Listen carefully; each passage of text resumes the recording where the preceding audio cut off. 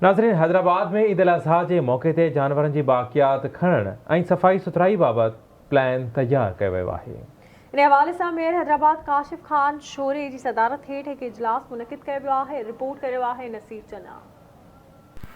Mayor Hyderabad Kashif Khan शोरे जी सदारत हेठि थियल इजलास में ब्रीफिंग ॾींदे Sindh solid waste management board ऐं पाक अल्ताश कंपनी के अमलदारनि ॼाणायो त हैदराबाद में ईद उल अज़हा दौरान 4,478 टन जानवरनि जी बाक़ियात खणी शहर खां ॿाहिरि उछलाइण जो प्लान तैयार कयो वियो आहे, जंहिं लाइ 13 कलेक्शन पॉइंट्स क़ाइमु करे 200 खां वधीक गाॾियूं इस्तेमाल में आंदियूं वेंदियूं।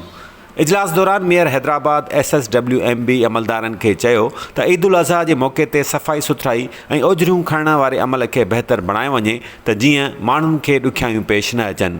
मेयर हैदराबाद काशिफ शोरे हैदराबाद में SSWMB ऐं तुर्किश कंपनी पाक अल्ताश पारां सफ़ाई सुथराई वारे कम खे साराहींदे चयो त हैदराबाद में सफ़ाई सुथराई जो कमु सुठे नमूने हली रहियो आहे। ईद उल अज़हा जे हवाले सां तमामु बहितर प्लान तैयार कयो वियो आहे।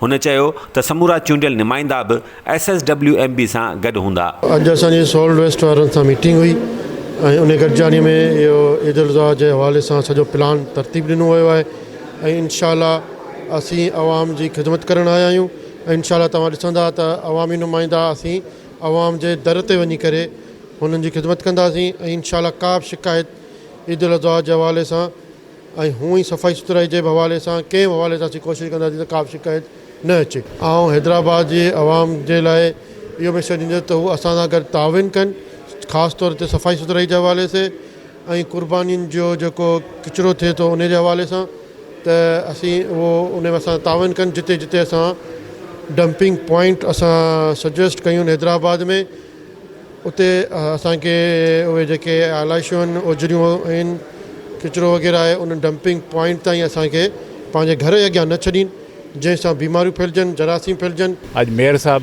वटि मीटिंग हुई, ब्रीफिंग हुई, फर्स्ट ब्रीफिंग हुई।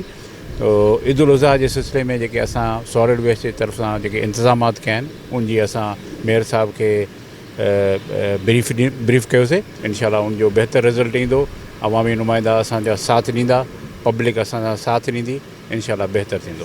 असां तक़रीबन अवेयरनेस कैंपियूं नव ठाहियूं आहिनि।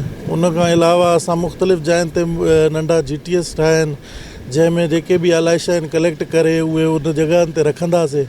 उन खां पोइ उतां बल्क असांजा डंपर हलंदा, डंपर्स उहे खणी करे उन्हनि खे डिसमेंटल कर। और हमने अपना जो इंटरनल हमारा प्लानिंग की है हमने ईद के हवाले से वो सारी यहाँ पे ब्रीफिंग दी गई है और जितनी भी एडिशनल रिसोर्सेज जो हमने UC वाइज ऐड ऑन किए हैं अपने रूटीन के सिस्टम में, वर्कर ऐड ऑन किए हैं, वो सारी ब्रीफिंग दी है।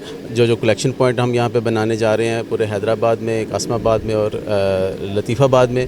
जो अवेयरनेस कैंप्स हैं, आगाही कैंप्स हैं, वो 9 की तादाद में हैदराबाद सिटी के अंदर मौजूद है, जहाँ पे हमारा अमला आवाम की आगाही से रिलेटेड, कंप्लेन शिकायत से रिलेटेड और जो अवेयरनेस मटीरियल है और जो शॉपिंग बैग की सप्लाई के हवाले से अवेल रहेगा। मेयर हैदराबाद काशिफ खान शोरे जी सदारत हेठि थियल इजलास में executive director Sindh solid waste management board Nisar Ahmed सुमरे, म्यूनिसिपल कमिश्नर ऐं हैदराबाद जे समूरनि टाउन चेयरमैन ऐं वाइस चेयरमैन भी शिरकत कई।